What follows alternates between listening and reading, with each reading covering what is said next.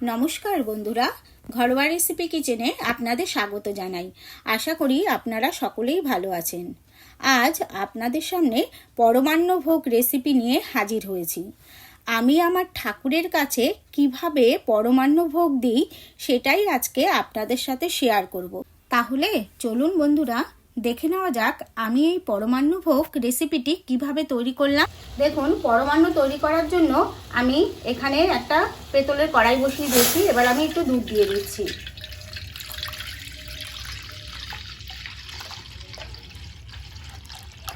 দেখুন বন্ধুরা, এখানে আমি 2 লিটার দুধ দিয়ে দিয়েছি। এবার দুধটাকে আমি খুব ভালো করে আগে ফুটিয়ে নেব। আর আজকে আমি আমার ঠাকুরের জন্য পরমান্ন তৈরি করছি। তার জন্য আজকে আমি আমার ঠাকুর ঘরে এই ভিডিওটা তৈরি করছি।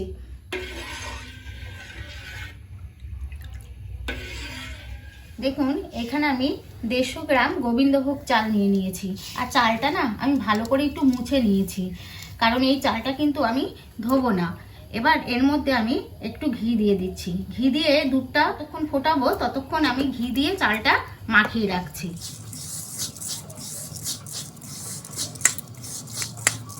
দেখুন, আমি দুধটাকে খুব ভালো করে ফুটিয়ে নিয়েছি। দুধটা কিন্তু আমার অনেকটা ঘনও হয়ে গেছে। এবার আমি ঘিয়ে যে চালটা মেখে রেখেছিলাম সেই গোবিন্দভোগ চালটা দিয়ে দিচ্ছি।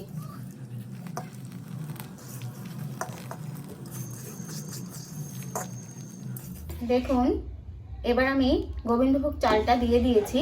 এবার কিন্তু কন্টিনিউ আমাকে এটা নেড়ে যেতে হবে, একে সেদ্ধ হতে দিতে হবে আর এর ঘনত্ব আসা পর্যন্ত। দেখুন বন্ধুরা, এবার কিন্তু লো টু মিডিয়ামে আমি এটার ঘনত্ব আসা পর্যন্ত কন্টিনিউ হতে দেব।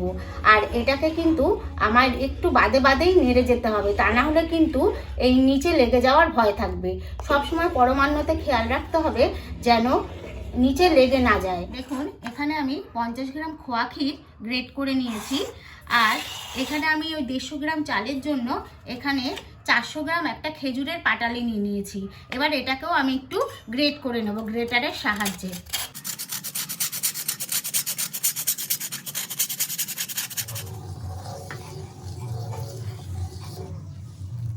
দেখুন বন্ধুরা, আমার কিন্তু এইভাবে নাড়তে নাড়তে এই যে চালটাও কিন্তু সেদ্ধ হয়ে গেছে আর এর ঘনত্বটাও কিন্তু চলে এসেছে।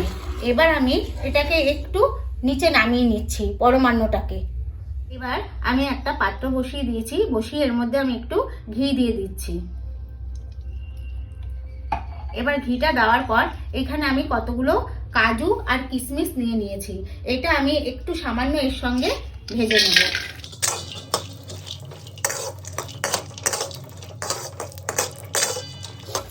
দেখুন, আমার কাজু কিশমিশটা কিন্তু ভাজা হয়ে গেছে। এবার আমি নামিয়ে নিয়েছি।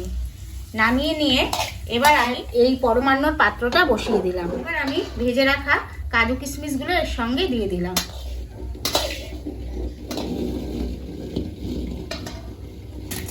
এবার এর সঙ্গে খুব ভালো করে মিশিয়ে দিচ্ছি।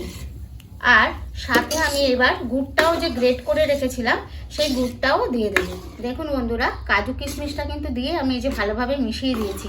আর সবসময় কিন্তু খেয়াল রাখতে হবে পরমান্নতে চাল যেন খুব ভালো করে সেদ্ধ হয়ে যায়। সেদ্ধ না হলে আপনি যদি মিষ্টি দিয়ে দেন তাহলে কিন্তু আর সেদ্ধ হবে না।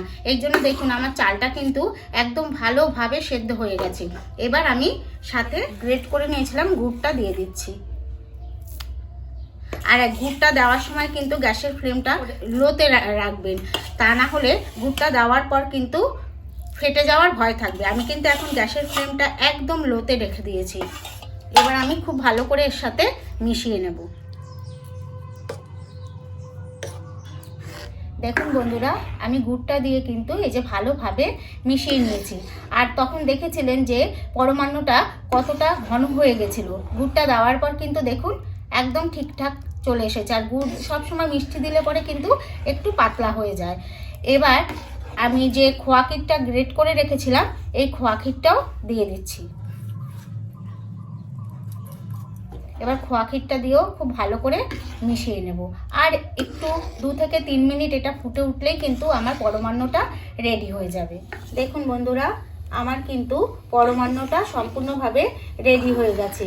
এবার আমি নামিয়ে নিচ্ছি। এটা সম্পূর্ণভাবে রেডি হয়ে গেছে। এবার নামিয়ে নিয়ে আমি তারপর একটু গার্নিশ করে নেব।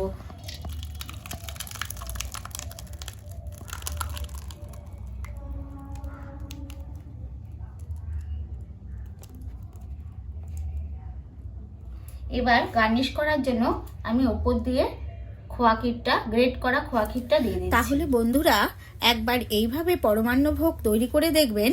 ভালো লাগলে অবশ্যই আমাকে একটা কমেন্ট করে জানাবেন।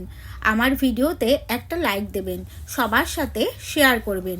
আর নতুন বন্ধুরা আমার চ্যানেলটি সাবস্ক্রাইব করে পাশে থাকা বেল আইকনটি প্রেস করে দেবেন পরবর্তী ভিডিওর নোটিফিকেশন পাওয়ার জন্য। এবার আমি কতগুলো কাজু কিশমিশ ভাজা তুলে রেখেছিলাম, যেটা ঘিয়ে আমি ভেজেছিলাম, এটা দিয়েও আমি একটু গার্নিশ করে দিচ্ছি।